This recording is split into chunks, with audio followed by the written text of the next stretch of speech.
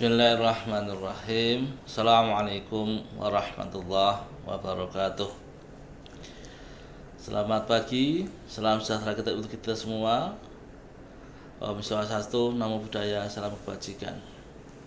Alhamdulillah, pagi hari ini BPS Kabupaten Banyumas kembali akan rilis berita resmi statistik dengan pokok bahasan inflasi dan perkembangan pariwisata di Kabupaten Banyumas. Tapi sebelumnya, masih dalam suasana bulan Syawal, kami mengucapkan selamat Hari Raya Idul Fitri 1447 Hijriah. Mohon maaf lahir dan batin. Mari kita mulai dengan berita statistik. Pertama adalah perkembangan indeks harga konsumen Purwokerto. Di bulan Maret kemarin, Purwokerto mengalami inflasi 0,68% dengan indeks harga konsumen di bulan Maret itu adalah 110,13. Kemudian inflasi tahun ke tahun atau YoY-nya 3,31% dan inflasi tahun kalender Maret 2026 terhadap Desember 2025 adalah 1,10%. Kita lihat grafiknya. Di bawah adalah tren mulai Maret 2025 hingga Maret 2026. Di bulan Maret 2025 Purwokerto mengalami inflasi 1,49, sementara di Maret 2026 Purwokerto mengalami inflasi 0,68. Kalau kita bandingkan dengan Februari 2026, Maret Purwokerto ini lebih rendah ya. Di Maret ini kita ketahui ada momen Idul Fitri, sementara Ramadan mulainya ada di bulan Februari ya. Jadi mungkin ini sebagai indikasi awal kita bisa mencirailah bahasa Purwokertonya bahwa pada saat di Ramadan ternyata inflasi lebih tinggi dibanding pada saat menjelang Idul Fitri. Kita lihat untuk kelompok pengeluarannya. Di Maret ini inflasinya tadi 0,68, kemudian makan minuman, tembakau 1,74, kemudian pakaian dan alas kaki 0,23, kemudian yang tinggi lainnya adalah transportasi 0,7, informasi komunikasi dan keuangan 0,28. Kalau kita lihat andilnya, yang andil terbesar dari makanan, minuman dan tembakau sebesar 0,52, diikuti oleh transportasi 0,09. Kita sampaikan 5 komoditas dominan yang memberi andil inflasi di bulan Maret ini. Yang pertama adalah komoditas beras sebesar 0,14, kemudian daging ayam beras 0,11, bensin 0,04, minyak goreng 0,03 dan angkutan antar kota 0,03. Yang pertama mungkin yang memicu inflasi adalah kondisi fenomena seperti hari raya besar di mana Idul Fitri di bulan Maret ini. Dampaknya adanya Idul Fitri, kita ketahui umat muslim di menjelang Idul Fitri membayar zakat fitrah. Biasanya kita membayar zakat fitrah menggunakan beras, sehingga sehingga demand kebutuhan beras pun meningkat sangat tinggi. Nah, sisi lain di suplainya ketersediaan beras, sebagai informasi sebetulnya dari pengamatan kami di bulan Maret ini sebetulnya panen cukup tinggi, hampir menurut kami malah sangat tinggi. Bisa jadi Maret ini adalah secara luas panen adalah panen raya. Namun demikian, karena kondisi alam di bulan dampak dari alam di Februari dan di Maret yang banyak curah hujannya, hasil panen relatif tidak bagus baik pasca panen maupun saat panennya. Jadi hasil panen itu karena cuacanya basah, hujan banyak, pengeringannya tidak maksimal, sehingga tempat-tempat penggilingan tidak maksimal pula melakukan proses penggilingan padinya.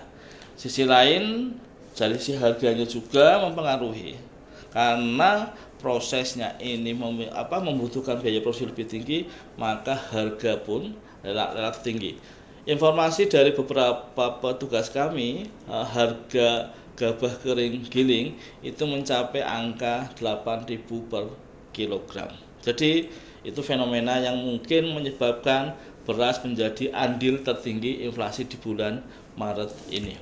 Kita lanjut ke deflasi. Kemudian andil di deflasi di bulan Maret adalah emas perhiasan, kemudian tarif kereta api dan bawang putih ya. Jadi ternyata bulan Maret ini tarif kereta api masih terpengaruh oleh mulai dari promosi-promosi dari pemerintah menyongsong Hari Raya Idul Fitri. Kita lanjut dengan mengamati tren histori inflasi pada momen Idul Fitri mulai tahun 2022 hingga 2026 sekarang ini. Di 2022 Idul Fitri terjadi di bulan Mei, kemudian di 2023 di bulan April, 2024 bulan April, 2025 bulan Maret, dan 2026 juga bulan Maret. Di 2022 paling atas untuk andil inflasinya disebabkan oleh telur ayam ras di Mei 2022. Kemudian April 2023 masih daging ayam ras, telur ayam ras, daging ayam ras. Nah, di bulan April 2024 inflasi dominan disebabkan oleh bawang merah. Dan di Maret 2025 inflasi oleh tarif listrik ya. Kemudian di Maret ini kita bisa lihat bahwa yang paling besar pengaruhnya menyebabkan inflasi adalah beras. Fenomenanya tadi seperti kami sampaikan di awal ya. Oke, kita lanjut ke pengamatan kelompok transportasi yang menyumbang inflasi di bulan Maret ini menduduki posisi kedua setelah makanan minuman ya. Tren inflasi transportasi di sejak 2022 hingga 2026 itu bisa kita lihat, di mana puncaknya itu ada di bulan September 2002. Tapi kalau kita lihat trennya Idul Fitri, Maret, April, kemudian Mei ya. Jadi 22 Mei Idul Fitrinya, 2023 April, 2024 April, 2025 Maret, dan 2026 adalah juga Maret ya. Jadi di Maret 2026 transportasi mengalami inflasi ya. Inflasi 0,7. Kalau kita lihat, kita bergeser ke sebelahnya, komoditas yang tercakup dalam kelompok transportasi penyebab inflasi di Maret ini adalah, di situ kita lihat ada mobil, bensin, angkutan antar kota, tarif kendaraan travel, tarif kereta api ya. Kita bisa membandingkan, yang merah adalah di posisi 2026 dan 2025 adalah posisi warna biru ya. Kita lihat di 2006 ini dominan adalah apa? Bensin. Kemudian angkutan antar kota. Sementara tarif kereta api itu relatif masih di 2025 yang menyebabkan inflasinya ya. Jadi kita narasi di bawah itu secara histori 2022-2026 kelompok transportasi mengalami inflasi pada momen Idul Fitri kecuali di Maret 2025 karena pemerintah melakukan stimulus. Nah, di angkutan kereta api di Maret 2026 pemerintah juga melakukan, tapi ternyata dampaknya belum bisa meredam inflasi ya. Hanya mampu meredam inflasi sebesar 0,02% dari tarif kereta api. Selanjutnya tarif angkutan antar kota mengalami kenaikan, terutama semua jurusan luar kota, Jakarta, Surabaya. Kenaikan harga angkutan antar kota pada periode Maret rata-rata 10-50%. Kemudian kenaikan harga pada komoditas bensin dikarenakan penyesuaian harga BBM non subsidi Pertamax dari 11.800 menjadi 12.300, kemudian Pertamax turbo naik dari 12.700 menjadi 13.100 ya. Itu yang kita sampaikan narasi terkait dengan inflasi transportasi. Kita lanjut ke inflasi Maret dari YoY-nya. Di Maret 2026 kita mengalami inflasi 3,31 di Maret 2026, sementara Maret 2025 angkanya sama-sama inflasi 0,8. Jadi sangat jauh ya, sama-sama inflasi. Kita lihat ke kelompok pengeluaran. YoY-nya kita inflasi 3,31, perumahan listrik 10, kemudian diikuti oleh makanan, minuman, dan tembakau 3.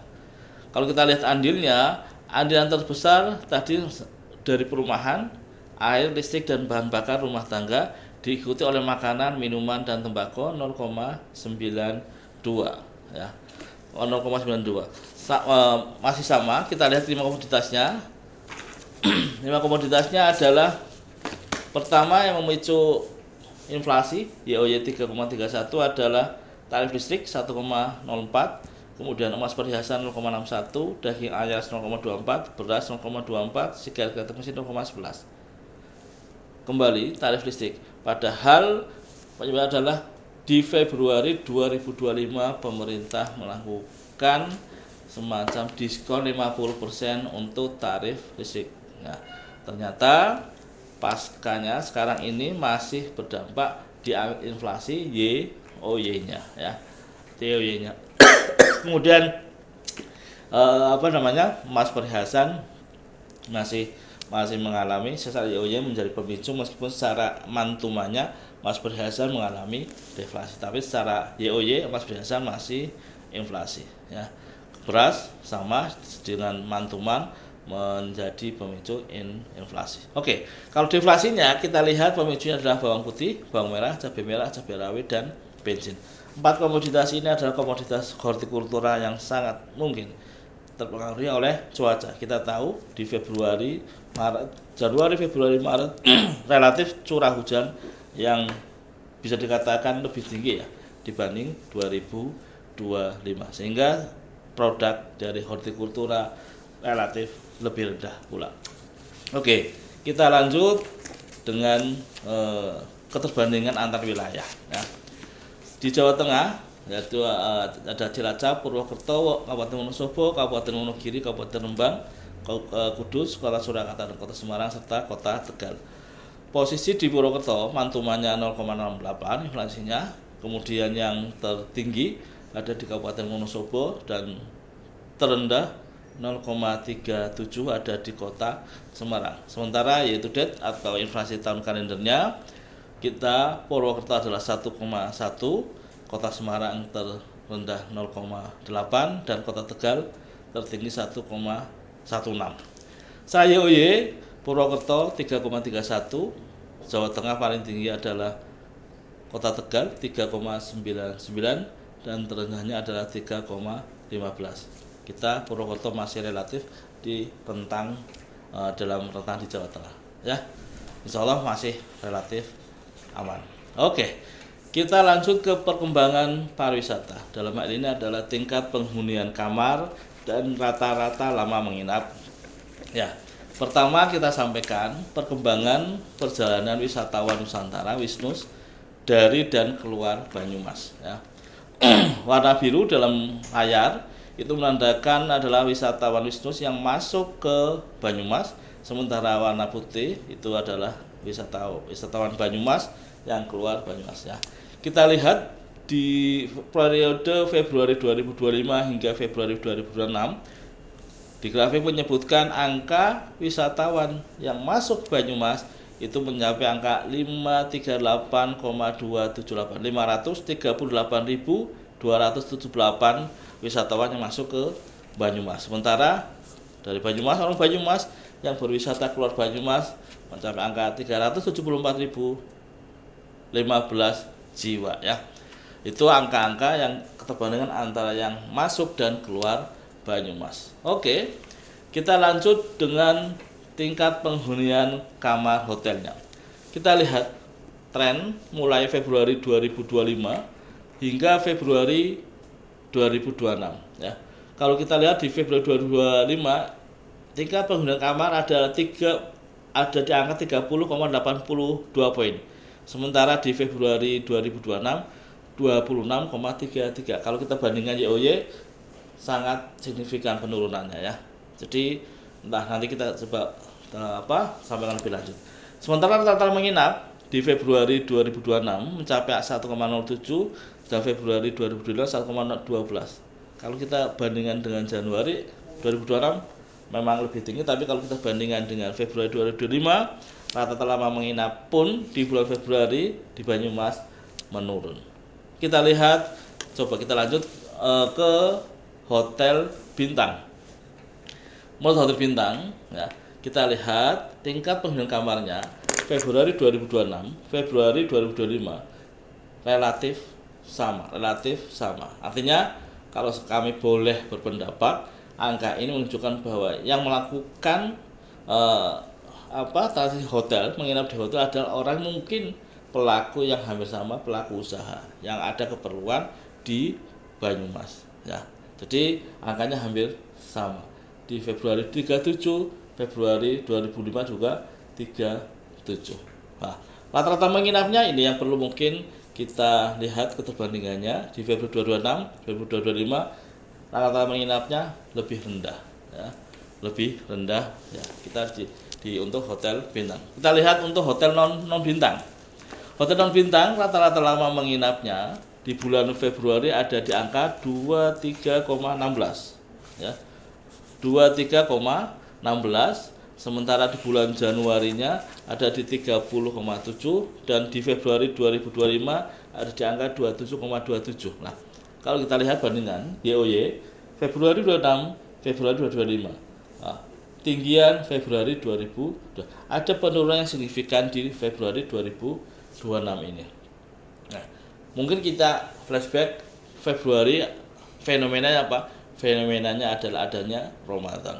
Jadi mungkin tamu atau apa yang berkunjung ke Banyumas adalah sifatnya adalah orang-orang yang mungkin asalnya dari Banyumas yang menjelang Ramadan menengok keluarganya, keluarga besarnya.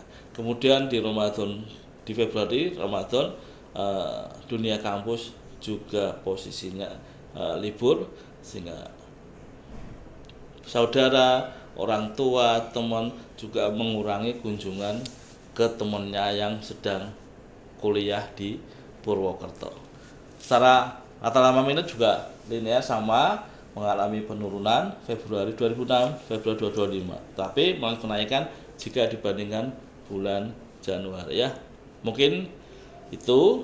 Lanjutnya adalah mari kawal, ya. Jadi di akhir berita ini kami menyampaikan bahwa kami BPS, khususnya BPS Kabupaten Banyumas, akan melaksanakan sensus ekonomi 2026 di bulan Mei, Juni, Juli, Agustus.